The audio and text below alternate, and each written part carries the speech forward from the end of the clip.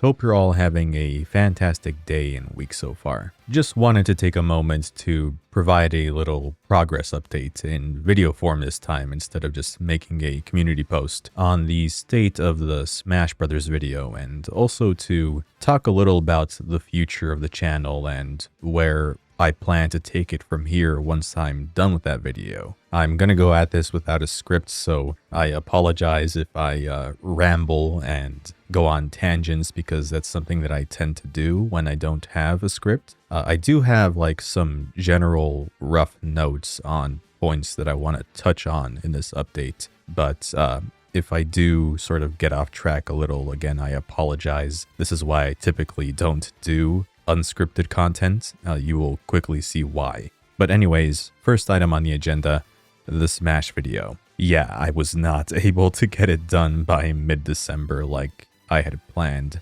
Honestly, I have severely underestimated how long this video would be and how long it would take to complete at pretty much every turn. Now, the reason why I wanted to get it done by mid-December specifically is because I have a trip coming up. I'm going to Mexico to visit some family, something that I typically do every year around this time, like during the time of the holidays. And when I go, it's like an extended vacation. I'll stay there for about 3 weeks, sometimes even up to a full month. I'll be over there. Which, as you might imagine, as somebody in my position who's working on videos and such, it makes it more difficult to continue working on videos. I do work from a laptop, so I am able to carry my work and my projects with me wherever I go. The specific problem here is that the area that I stay in whenever I go to Mexico doesn't have great internet. In fact, it has pretty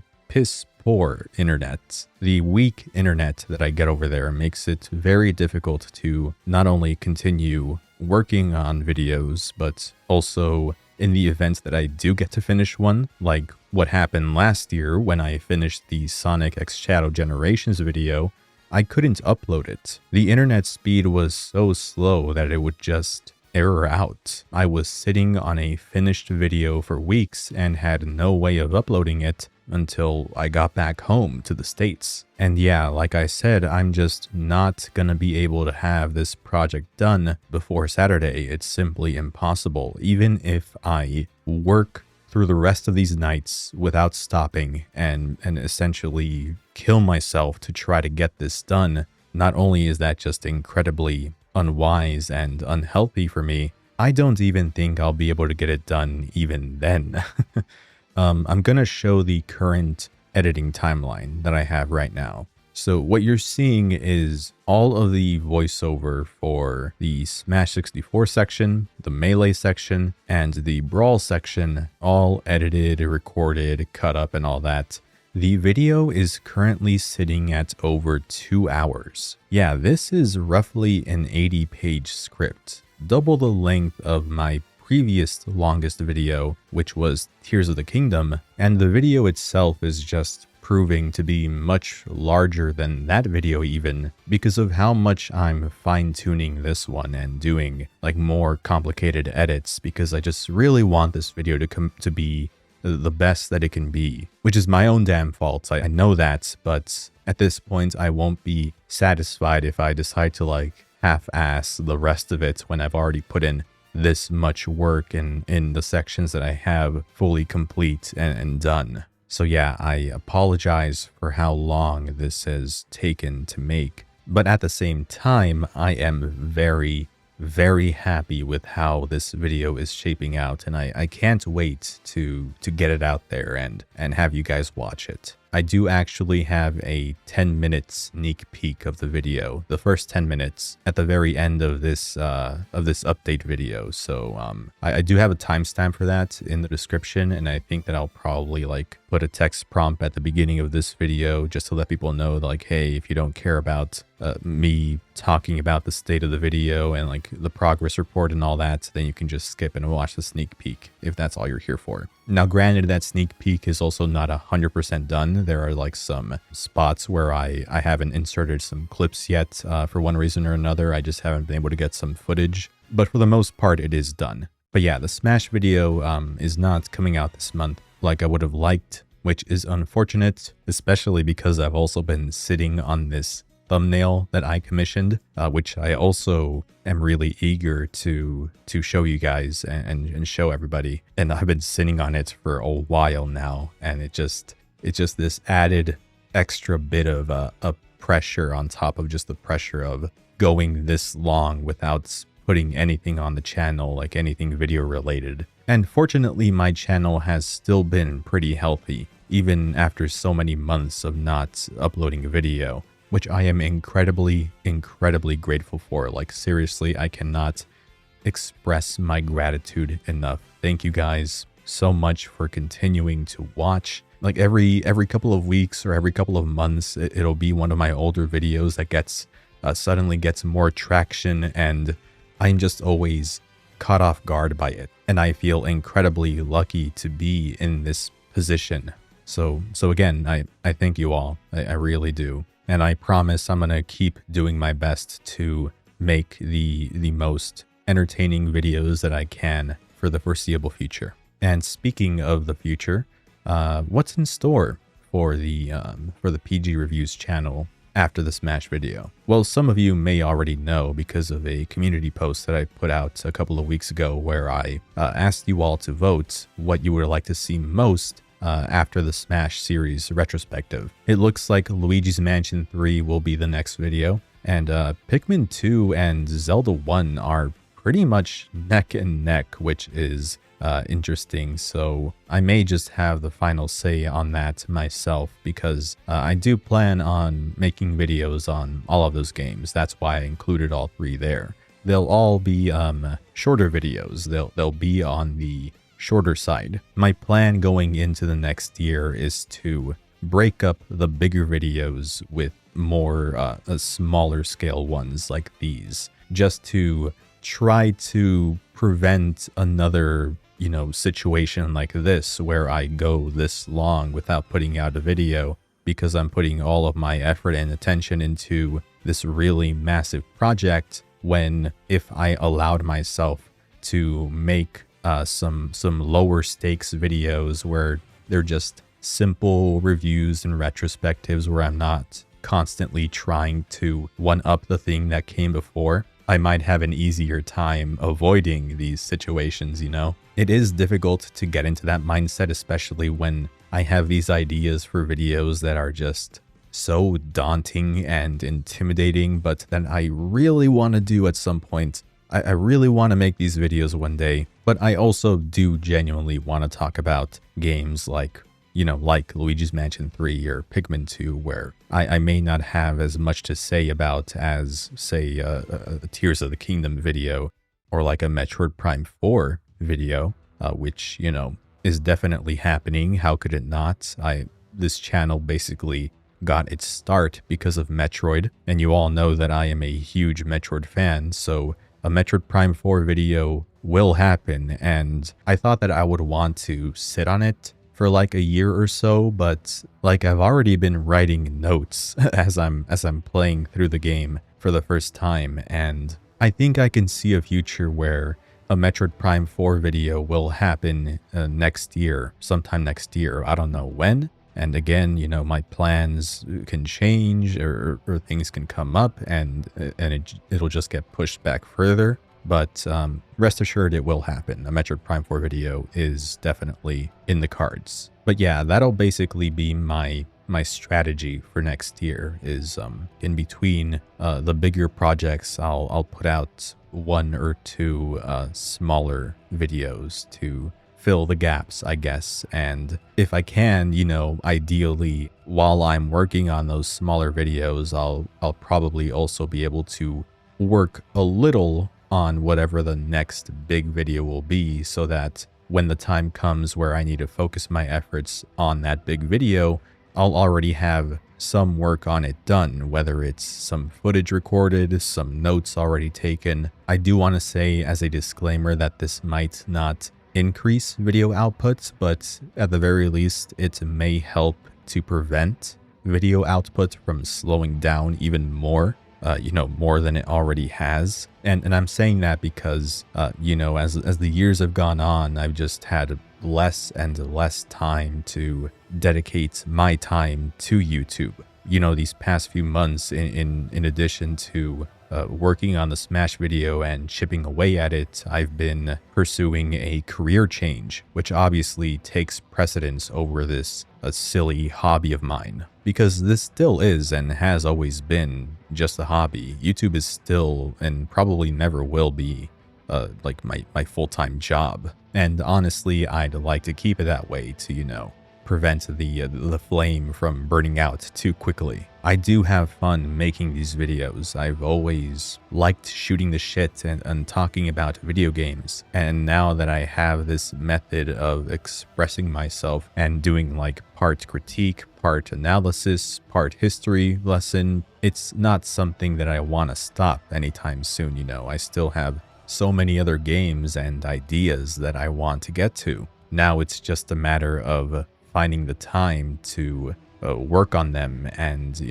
make them a reality while juggling my other responsibilities and balancing my own free time, because I don't always want to be making videos and working on videos when I have free time, I also want to be playing some other games just for my own personal enjoyment. Which, by the way, since I am getting close to wrapping this update video up, I do want to plug my backlog. In case you are curious about the games that I am currently playing and have played, you can follow me on there. Right now, I currently have quite a few games started, but haven't really gotten very far into because I have been working a lot on the Smash video for these past few weeks and haven't really allowed myself too much time to play other games aside from, Metroid Prime 4 primarily right now because it's fucking Metroid Prime 4. I'll also plug my Blue Sky if you want to follow me on there because I do post more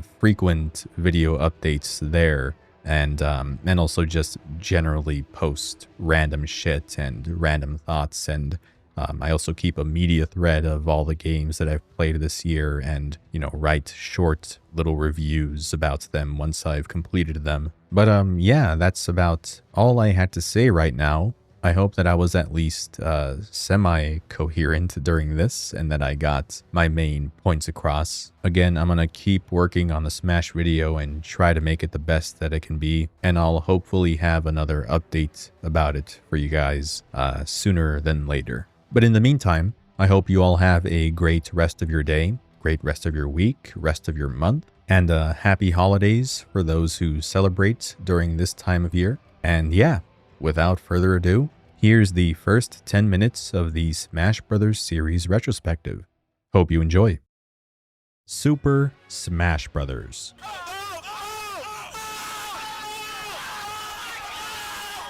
Oh yeah, it's finally time. The video game all-star crossover battle royale platform fighting party game extravaganza has come a long way since its modest beginnings over 25 years ago. When this unassuming little title from the mind of Masahiro Sakurai hit the Nintendo 64 in 1999, I don't think anybody from the original team could have predicted the kind of phenomenon Smash would grow into decades later, with the latest iteration in the series becoming the highest selling fighting game of all time and having a character select screen that looks like this, a credits list of talented artists that looks like this, and a community that looks like this.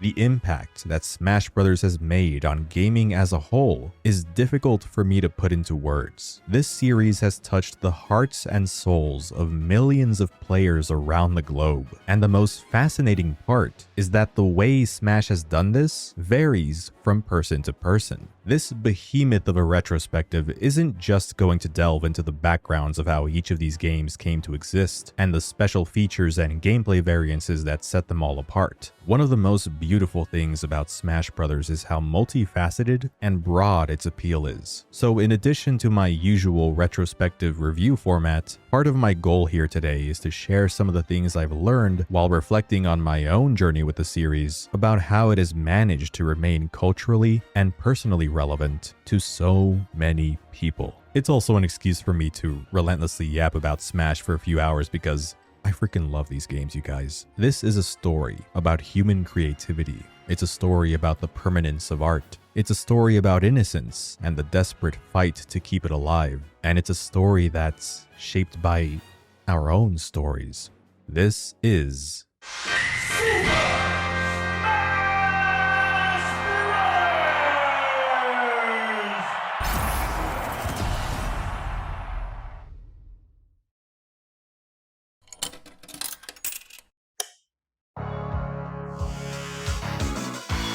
In 1991, Capcom's Street Fighter II hit the arcades and became a sensation pretty much overnight. While obviously not the first game of its kind, Street Fighter II, and by extension its hysterical number of revisions, is often deemed the beginning of the fighting game genre as we know it today. A genre with a very simple yet attractive premise. Beat the shit out of your opponent with your character of choice. It didn't take very long for other studios like SNK, Namco, and Midway to throw their own hats into the ring and capitalize on what Street Fighter had kickstarted. And in just a few short years, arcades were quickly filled with a vast selection of fighting game cabinets. Fatal Fury, Tekken, Mortal Kombat, Soul Calibur, Virtua Fighter, they all got their start during this period, and dozens, at times even hundreds of players would line up for the chance to play against their friends or against that one guy who was always hogging the cabinet for hours and shitting on anyone who dared to challenge him. This competitive element was precisely what made these games so appealing to gamers. Competition has always been intrinsically linked to video games ever since their inception, but the fighting games that exploded in popularity in the 90s were competitive by their very nature, and gamers quickly took note of how mechanically deep they really were. Many of these titles were characterized by their flashy combo systems and character-specific special moves, and attaining true mastery over these systems required a level of skill that was unlike anything players had witnessed before. At the same time, that very same competitive quality continues to make fighting games an intimidating realm for casual players to even consider entering. Anyone can have fun playing a fighting game regardless of their skill level under the right circumstances, and that rings truer today where modern fighting games have made tremendous strides in lowering the barrier to entry with alternate control options and in-game tutorials. But nevertheless, they can be incredibly unforgiving and discouraging when you're forced to play against someone who is light years ahead of you and either doesn't realize how inexperienced you are, or they simply don't give a shit. For some people, all it takes is one unlucky, unfortunate match to drive them away from fighting games forever and never want to look back.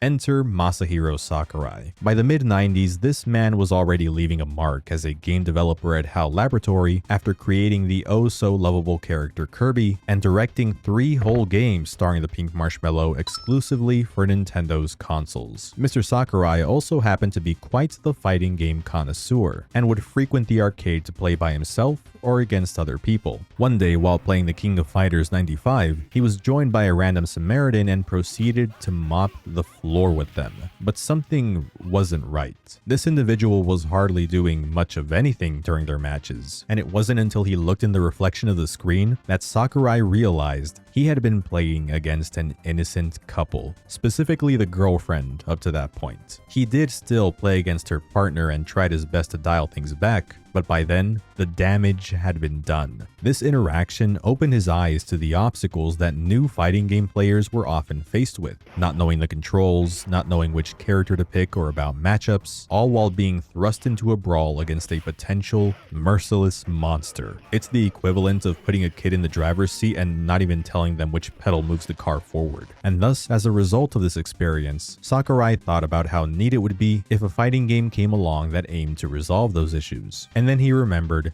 that he was a game developer. In 1996, in an effort to create a new property for HAL, Sakurai developed 2 game prototypes. One was for an RC robot stealth adventure game, and the other was a 4-player free-for-all fighting game. This prototype, which he worked on with then-held President Satoru Iwata, was dubbed Dragon King: The Fighting Game, and featured no special moves, a simplified control scheme where different moves were performed by holding certain directions on the control stick while pressing the attack button, mid-air jumps and platforms, and curiously, no traditional health bars. Instead, character health was represented by a damage percentage value that increased the character's launch rate as the number increased, so the objective was to knock your opponents off screen instead of depleting their vitality. By the way, all of this development footage comes courtesy of Sakurai himself from his Game Concepts video series on his YouTube channel, Masahiro Sakurai on Creating Games, a channel he set up during the pandemic where he shared his insights and philosophies related to game development for the better part of 2 years. He also used the channel as an excuse to upload videos of his adorable cat. The foundation had been set, and after deciding to move forward with the fighting game idea instead of the RC adventure game because it would take less time and money to complete, HAL took the project on with Sakurai as the director and Iwata as one of the game's producers, later joined by Hiroaki Suga, Kenji Miki, and Shigeru Miyamoto. Which brings us to the game's hook, something that Sakurai knew needed to be compelling in order for the game to succeed and attract a wide audience. One of his critiques of fighting games at the time was the lack of recognizability in their rosters from the perspective of a newcomer. He felt that it would be much easier to sell a game like this if people were presented with a cast of familiar faces, and after an unnamed colleague gave him the idea of including already established Nintendo characters in the game, he got to work on a new prototype in secret, with the plan of presenting it to Nintendo higher-ups once finished to sell them on the idea and formally ask their permission to borrow their intellectual property. Needless to say, after showing them the demo with Nintendo heroes as the brawlers, Sakurai was granted the authority to officially make Super Smash Bros. A crossover battle royale starring some of gaming's most famous icons,